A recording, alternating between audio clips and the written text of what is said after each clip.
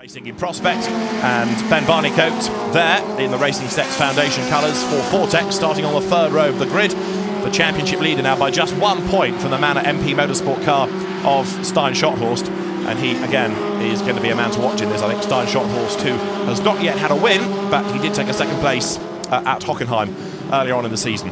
David Addison and Ben Constanduras trackside then, as we look forward to what has all the makings, Ben, of being another cracking Formula Renault race. Absolutely, and it'd be interesting to see what Ben Barneycoat could do in this one. It was very, very fast in qualifying and very good in race one, but starts only down in 5th or 6th position for this race, and therefore has some work to do. Leads the championship, but only 1 point between them as we head into round 9.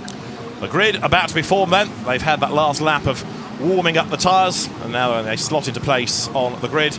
Kevin Jurg, the man on pole position, the very distinctive ART Junior team colours. In other words, for this purpose, the Lotus livery of Callan O'Keefe, lining up with him at the front of the grid. The rest of the cars, as I say, everyone has the same base chassis, slotting into position lower down. And then, as soon as the last man is in position, Harry Salminen, then the indication can be given that we are ready to go racing. Jules Gounon there, slots into place.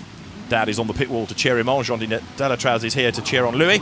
And so, as everybody is back to where they should be, 11 laps we're looking at as the distance for this 25 minutes of racing. Course car slots in at the back of the grid.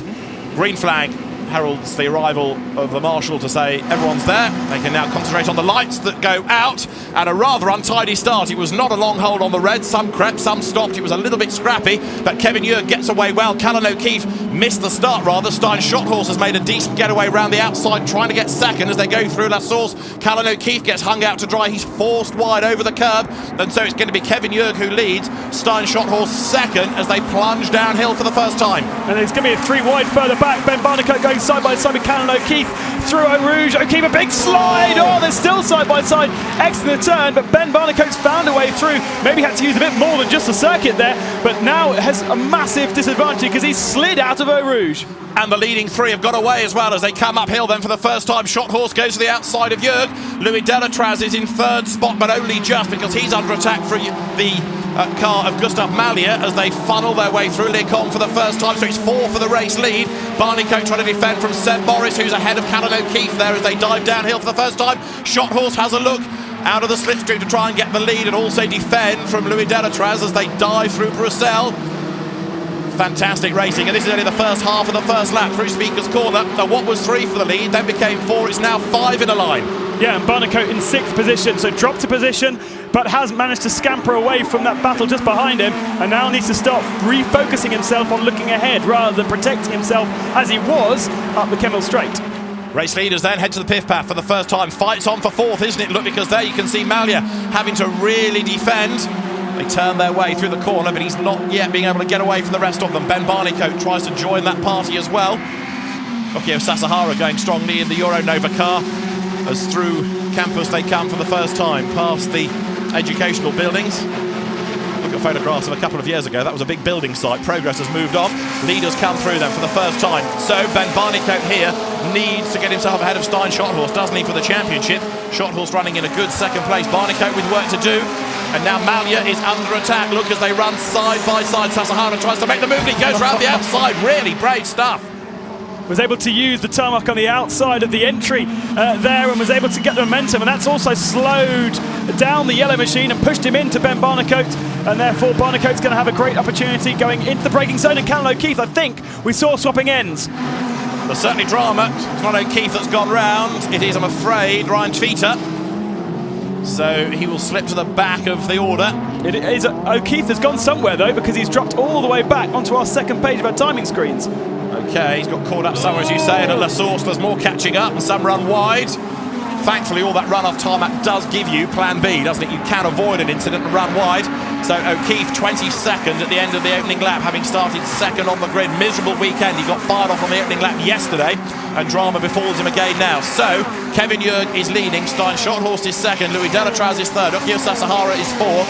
Gustav Mallier is 5th, Ben Barneycoat is 6th, not anymore. Delatraz has gone second, heading up to Lecombe, but back round the outside goes Schothorst in the multicoloured car, and he retakes second place. Fantastic! But runs a little bit wide through the second part, and therefore gives the advantage back to Delatraz in terms of momentum anyway as they head down into Brussels. But is that going to be brave down the inside? No. Holds on to position for Schothorst. And Delatraz will have to refocus and work out where he can next challenge. But of course, with that thinking, with that challenge, he's slowed his own pace down and now has Sasahara behind him. And then behind Sasahara is Gustav Malya in the yellow car, who's just done the best of anybody in the first sector. Leaders downhill, heading through Pouhon. Ben Barnicoat's trying to join the mix as well as they work their way now through the long left and up towards the Piff Path. Right, Kevin Jurg is the race leader and he's just starting to get away a little bit now, and it looks as though he could be on for a second win of the weekend, a third of the championship season, and that's going to be vital to get him back into the hunt. He's not done every race this year, Kevin Jurg, but he might start thinking differently about the future of the championship if he comes away from Spa with a double victory. That now is quite an impressive gap, and drama's there, I'm afraid. We've got one car off and out of the race. It is Michele La Rosa. The Euronova car is off at Les Combes. And he did that all on his own by the look of it, Ben. Yeah, just on the power a little bit too eagerly, perhaps slightly offline, and round goes the car into the wall. So La Rosa is out. 25-minute race, not a set number of laps. This is the end of lap number 2, and you've got Delatraz and Sasahara almost banging wheels, heading down towards the bus stop. Sasahara looking very rapid indeed now. Malya and Barnicoat are behind. Jurg leading the way. Big slide as he gets on the power a little too early through the out of the chicane.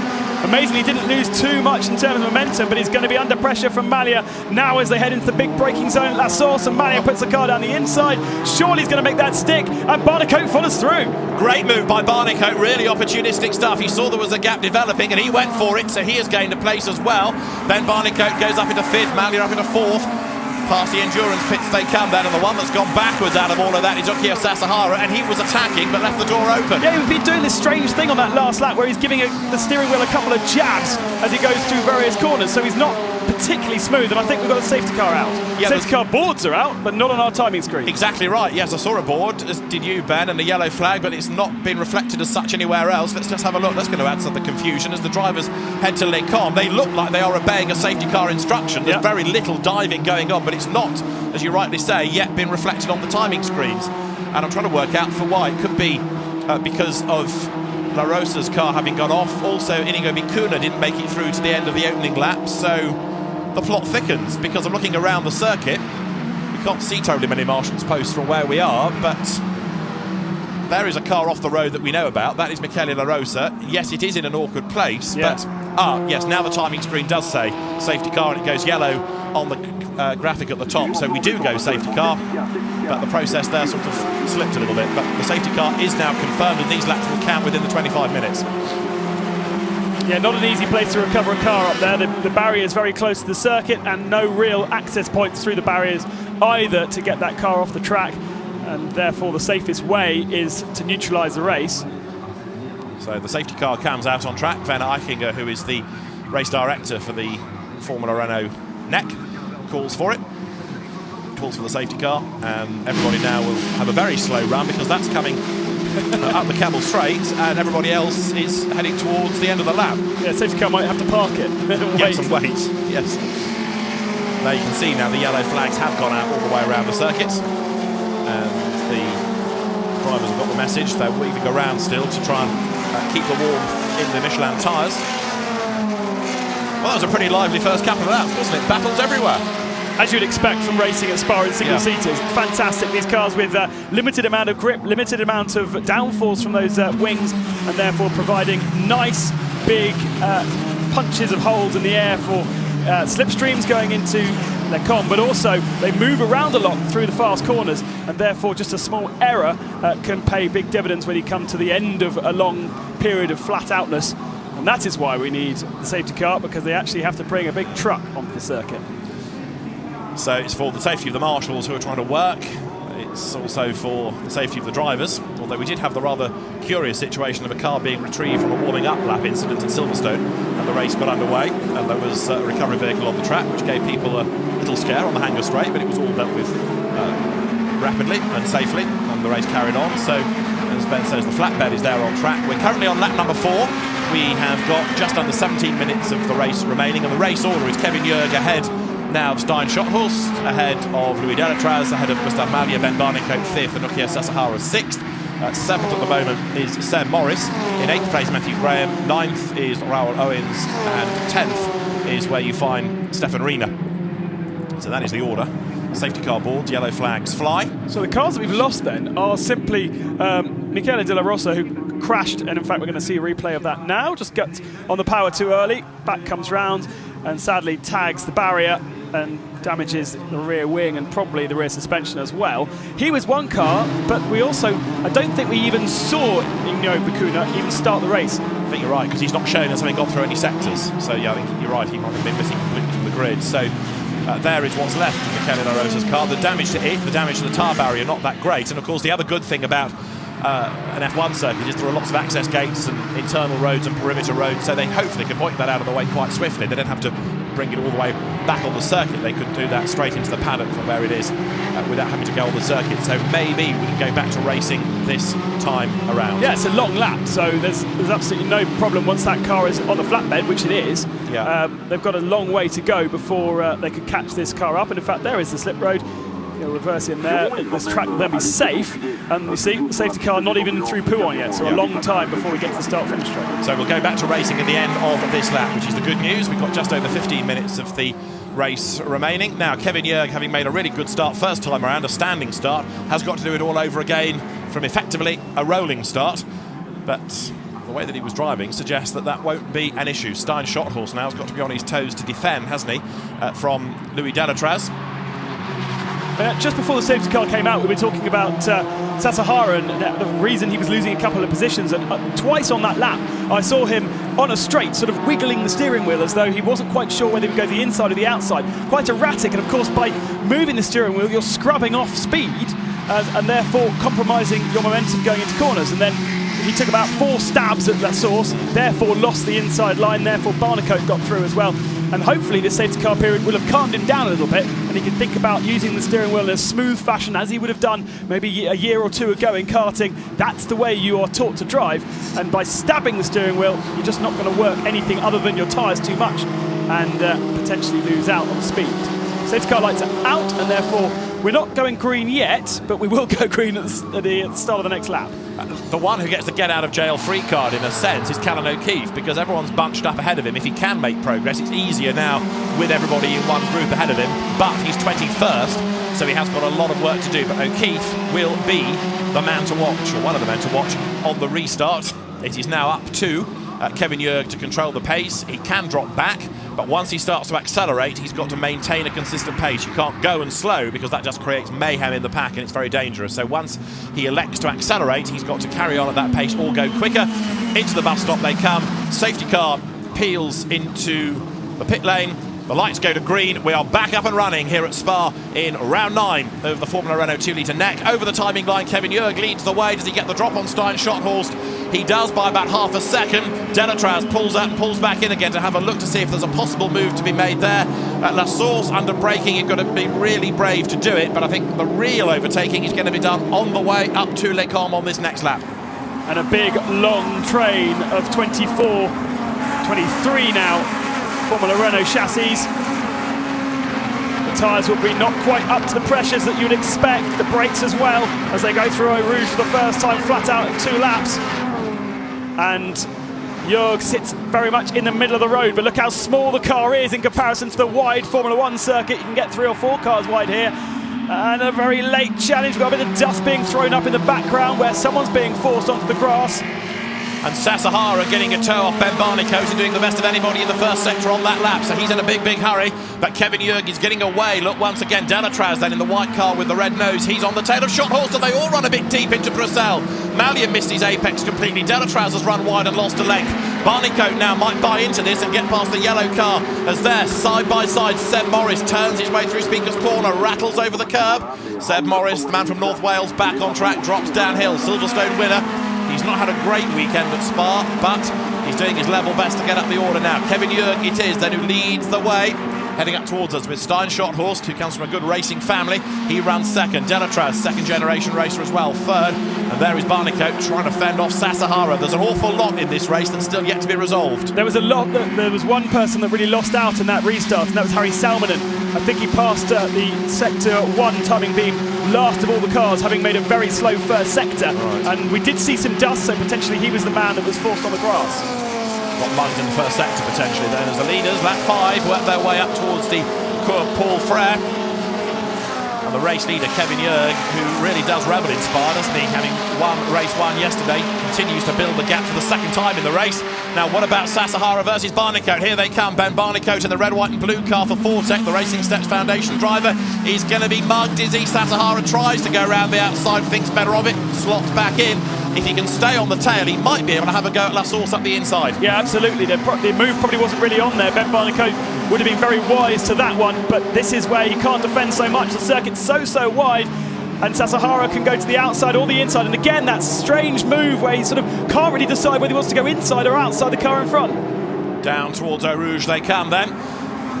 Nose to tail. Ben Barnicoat frustrated here by having to defend. It means he can't concentrate on trying to catch Gustave Mallier ahead. Behind Sasahara is now Matthew Graham for AVF, and he's gained a place, so he's buying into this battle as well. And now surely this is Sasahara's chance to get ahead of the Brit. Yes, now to the outside line with the slipstream. He's got better momentum, better speed, forcing Ben Barnicoat to the inside. Ben Barnicoat having to probably ease off the throttle just a little bit. Very aggressive driving from Sasahara, but he does get the move done. Barnicoat can now settle down and work out a way of trying to get past this rather erratic-looking Formula Renault. So down to 6th goes the man who came into this race leading the championship. Steijn Schothorst, if he stays where he is, will take over the lead of the championship. So Ben Barnicoat really does need to dig deep here, doesn't he, and get himself back up the order, and or hope that something goes wrong for Schothorst. But Steijn Schothorst has got better and better and better as the year has gone on, and somebody else off the road, I'm afraid, Raoul Owens. And that, I think, is at Les Combes, and it is, and he's pretty close to the edge of the road. He wasn't alone in that, was he? I think he might have been helped by Seb Morris. I think you're right, he was certainly running with him, wasn't he? And given where that car has come to rest, I have a horrible feeling we might have another of the safety car situations, but we'll see what the race director decides to do. Eyes peeled for yellow flags and safety car boards yes, then. Exactly.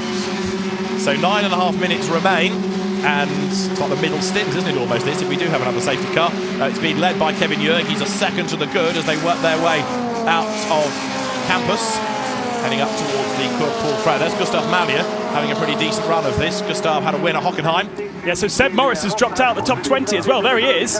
Yeah, I think he might have had some damage because that looks like a car that doesn't want to handle properly. We go safety car for the second time. Safety car for the second time, and Seb Morris, I think, did get caught up then with Raoul Owens. He's got some suspension damage.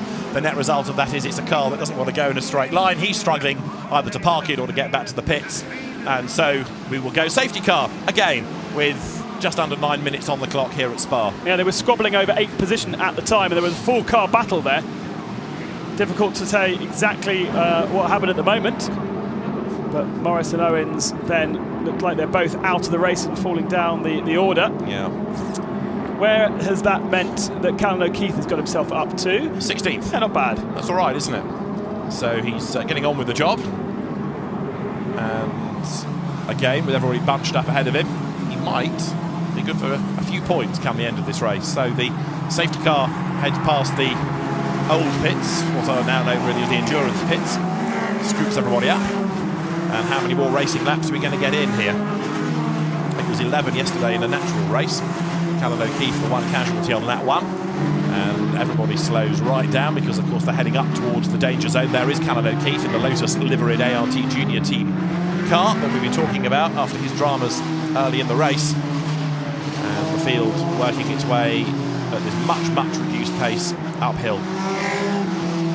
Glorious weather conditions at Spa. It has been, I think, the nicest weather of a Spa weekend I can remember. There's not been really anything nasty at all. Maybe it's saving itself up for the 24 hours, which will start this afternoon. But for the support races, they've had sweltering heat in which to compete this weekend.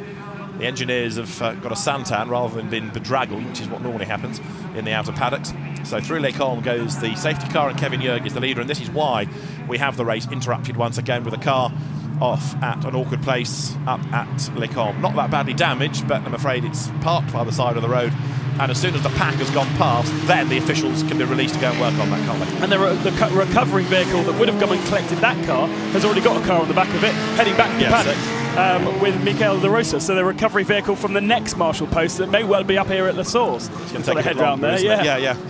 It's just gone past us now. In fact, we're at the start and finish line, and the Grand Prix du Camion du Spa has just started because there's a truck on the track now that's at some pace heading up towards La Source. And the major challenge is getting up Eau Rouge. That's right.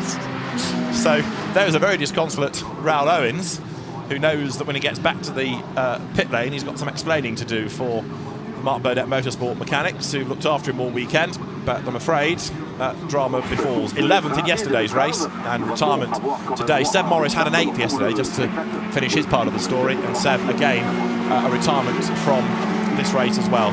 So 6 more minutes on the clock, of course, when a racing lap anyway here is 2 minutes and 20, and then you have to throw a lengthy safety car period. It soon eats into the duration, doesn't it? I reckon we're going to have one racing lap. Could be right, actually. A sprint to the flag. Yes. What's that in America? That's a yellow and white checker, or green and white checker? Right, yes. Well, that's assuming they all get round the com on that one racing lap, so we shall see. That's been the downfall of quite a few in this race. Everyone trying to maintain the warmth in the tyres. Frustrating for the drivers. Partly Kevin Ure, because every time he builds a gap it disappears.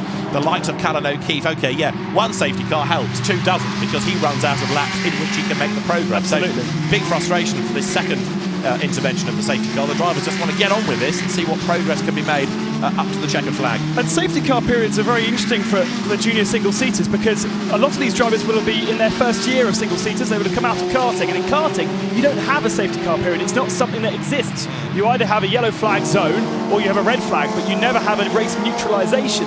I think they tried it a couple of times, it didn't really work, and therefore there's a whole process that you have to go through here with running at a slow speed as the tyre pressures decrease and the brake temperatures decrease.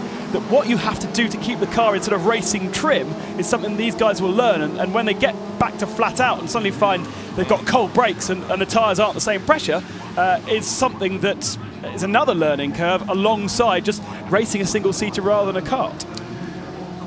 So again, it's all part of this driver training process. You tend to look at a category and think whether it gives good racing to the eye, but there's more to it than that. It's all about helping drivers evolve, and Renault has been a huge supporter of junior single-seater racing.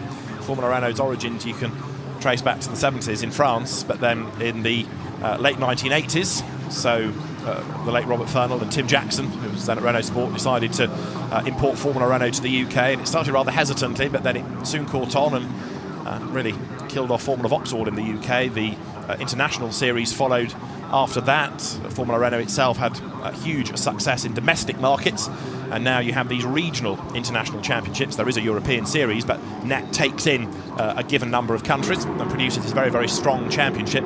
It gives drivers a chance to go to some new circuits and learn for the future. It gives the teams a chance to appeal to a different audience in terms of drivers with a budget. They're not just looking at people from their own countries these days. And although, as I say, there are 1 or 2 regional championships, NEC is the strongest of them. It delivers great racing, and it's a real credit to Mick de Haas, the man behind it, that it continues to pull in big, big grids. There's also the Formula Renault 1.6 category as well, which is, if you like, that sort of halfway house between karting and this. So it's not just 2-litre engine Formula Renault that appeals to drivers and teams. And those talk perhaps for next year of trying to align the two more for the Northern European Cup, so that the teams can have a 2-litre car and a 1600cc car at the same event, and therefore they've only got one set of transport costs. They can run them in parallel, and that would be good as well, because if a driver can go from karting into Formula Renault 1600 and then into the 2-litre category, you can see how that ladder develops, can't you? And ladders are very important in motorsport. We always talk about ladders, and therefore from this they can move into 3.5 Renault. Yeah. And there's a very clear lineage, especially when you move into the Euro Cup that runs alongside it, and there is the damage to that car. We're going to go racing at the end of this lap, I think, and you will be right.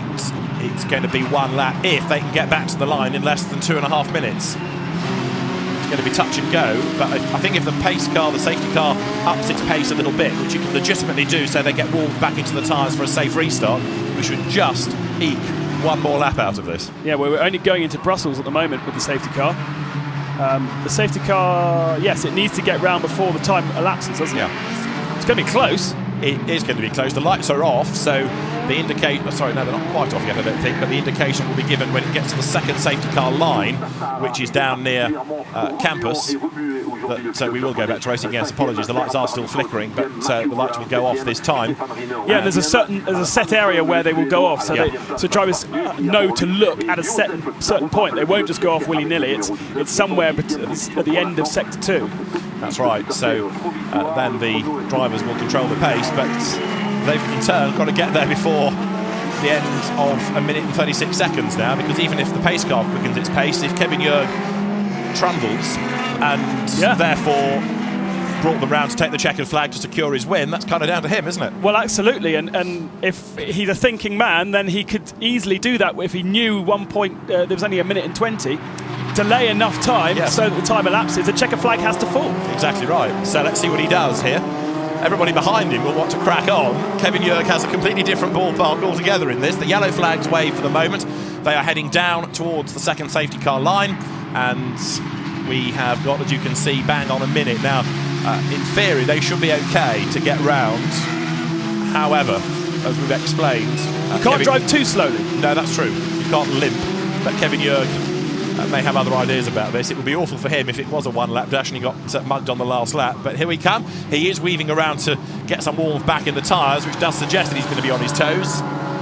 Lights are now off. Yeah, 36 seconds remain. Tick, tick, tick, tick, tick. So it's going to be touch and go, this. But Kevin Jörg, Steijn Schothorst, Louis Delatraz, the top three. It's the sort of thing that you'd see in the top echelons of FIA motorsport that makes it look all silly, but I think the junior guys just love their racing, and therefore it's going to be close. Absolutely. 30, they're not going to do it. It's going to be the checkered flag. They're not going to get to the line in 10 seconds is a prediction. And therefore the positions won't change either. No. So the flag is going to be out, and Kevin Jörg might speed up to get to the line, but we've now had the 25 minutes. It is going to be the finish, so here they come into the bus stop, but they're going to be greeted by the checkered flag, so they can't overtake it until they get to the timing line, and at the timing line it's the checkered flag. Hey! And so Kevin Jörg has done it. He's timed it to perfection. It's a rather unsatisfactory end in a sense to what was shaping up to be a great race, but Kevin Jörg does, with no doubt some help from the pit wall, use his brain. And you've noticed something lower down the field, Ben? Yeah, Joseph Zaba seems to have disappeared on that last lap. So he was up in about 10th position, but has fallen... Yeah, he disappeared on the last lap in the second sector. So, it's curious. Something has befallen him.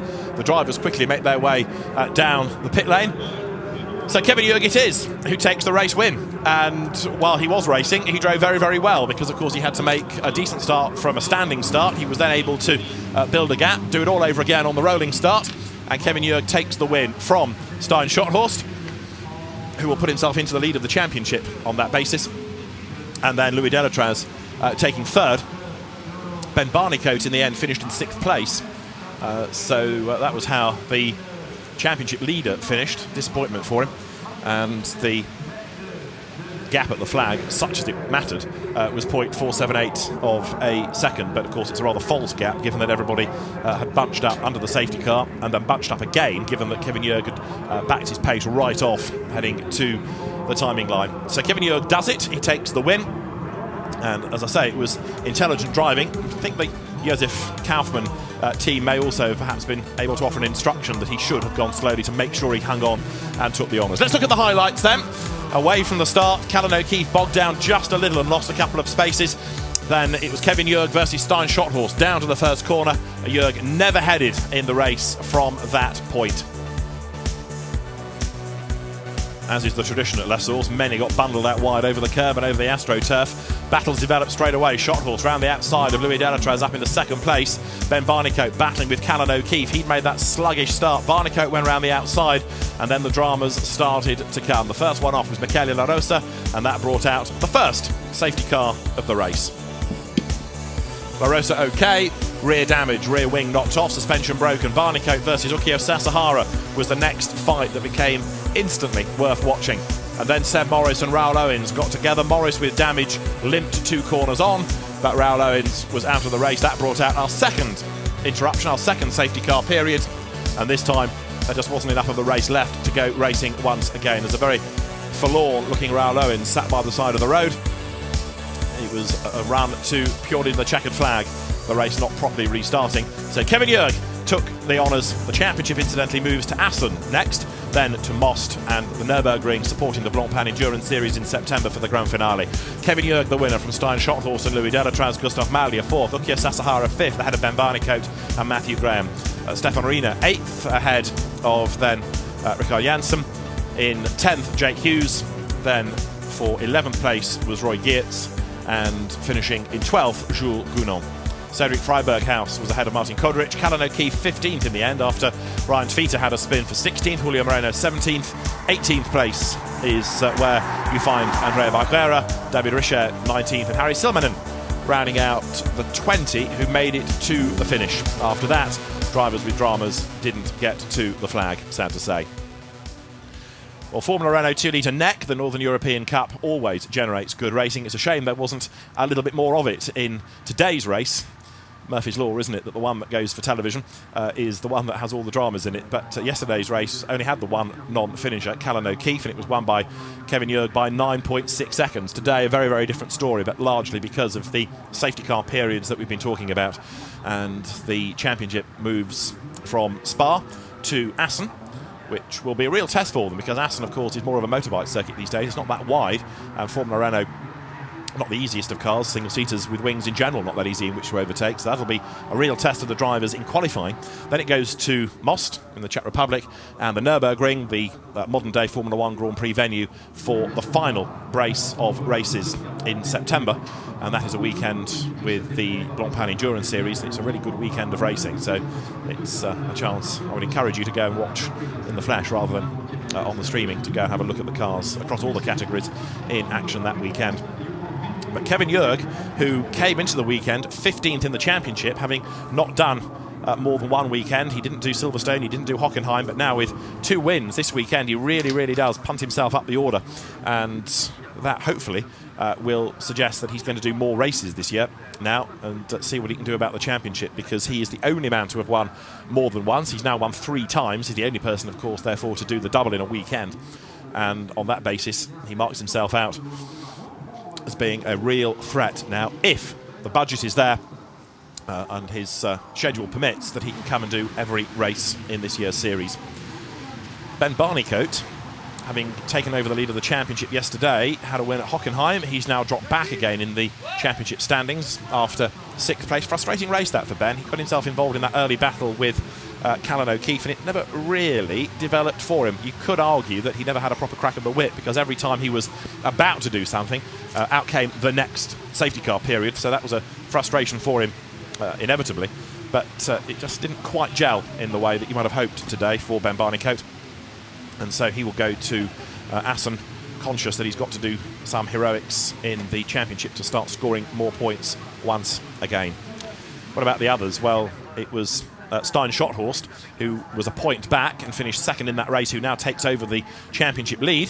Steijn Schothorst with a 4th yesterday and a 2nd today, equaling his best result of Hockenheim, so he's not had a win yet, but he's leading the championship, and he's doing it kind of by stealth, isn't he? Racking up the points, keeping out of trouble, doing a good solid job race by race, and Steijn Schothorst now becoming a real factor for the championship this year. He drives for the successful Manor MP Motorsport team that's grown out of Manor Motorsport, which used to be John Booth's team. Of course, John now running the Marussia Formula 1 squad. Tony Shaw having taken over Manor Motorsport and some Dutch influence, making it Manor MP Motorsport. And Steijn Schothorst starting now to show his worth in that team, starting in that race 3rd on the grid and coming through for 2nd spot. So Formula Renault 2.0 NEC has the drivers making their way up to the podium, and as I say, we've still got a further 6 races to go, 7 races to go rather, because there's a triple header as well to come before the end of the season. The Assen and Most races having a little bit more space in the timetable, whereas the Nürburgring weekend, the championship finale, is rather tighter packed. The race is here running as a support race to the Total 24 Hours of Spa, which always generates a big crowd, and it's starting to fill up nicely here at the home of the RACB, or Automobile Club of Belgium. More and more of the guests, more and more of the fans arriving, ready for the main focus of Belgium's motorsporting year, the 24 hours, which begins at 4:30 this afternoon. But Formula Renault then has once again delivered drama, delivered excitement, and it has delivered another win for Kevin Jurg. He puts himself then now as the only man to have won both races of a weekend. He's won 3 races of the championship season, 3 out of 9, which is more than anybody else. So he marks himself out as the winningest driver thus far in the championship season. And he will make his way up in a moment to the podium to be joined by Steijn Schothorst and Louis Delatraz at the end of another intriguing 9th round of the championship. Many drivers, I think, will have a hard luck story that they couldn't get on with the job. They couldn't get on with the overtaking because there just wasn't enough proper racing time in the event itself. But come the end, it was all about Kevin Jurg, and the driver that started on pole position for Josef Kaufmann Racing dominates the race and scores that 3rd victory of the season. Kevin Jurg, the man to beat for the remainder of the season, as I say, but assuming that he does continue for the rest of the year. So Formula Renault 2-litre moves from Spa to Assen for now. From Ben Constanduros and David Addison, bye for now.